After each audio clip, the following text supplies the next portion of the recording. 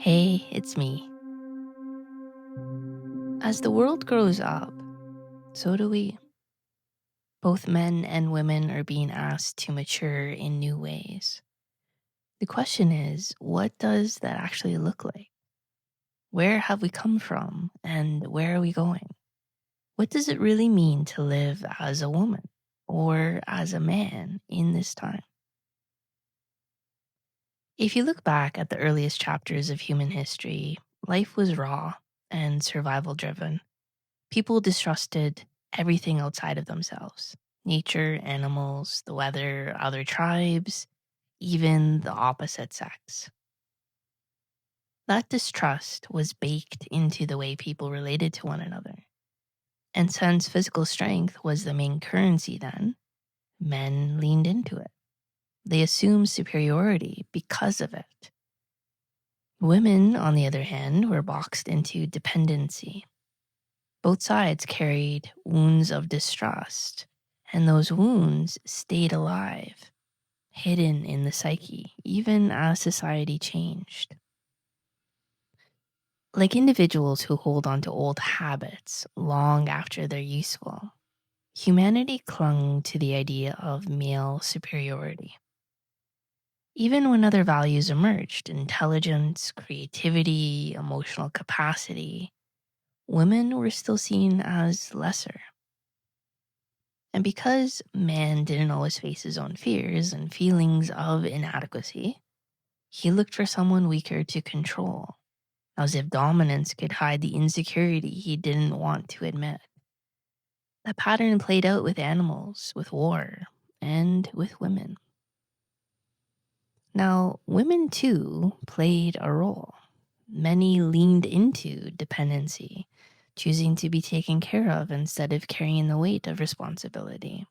It seemed easier to surrender power, but it always came with the price of resentment and emptiness. Both men and women co-created this imbalance, each resenting the other while secretly avoiding their own inner work. Even now, echoes of those dynamics live inside us. When a woman rebels hard against men, it could sometimes mask her own unwillingness to take full ownership of her life. When a man clings to superiority, it can reveal how much he fears weakness in himself. Both sides want the advantage without the cost. Man wants the status of strength, but resents being leaned on. Woman wants the comfort of being cared for, but resents losing her freedom. On a deeper level, both envy what the other seems to have.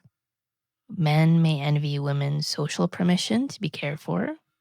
Women may envy men's aggression and strength. These hidden feelings create a web of confusion where no one feels truly free. The way forward isn't about one side winning. It's about both stepping into wholeness. A woman doesn't need to give up love or emotional depth to stand strong. A man doesn't need to give up strength to open his heart. The so-called opposites are not really opposites at all.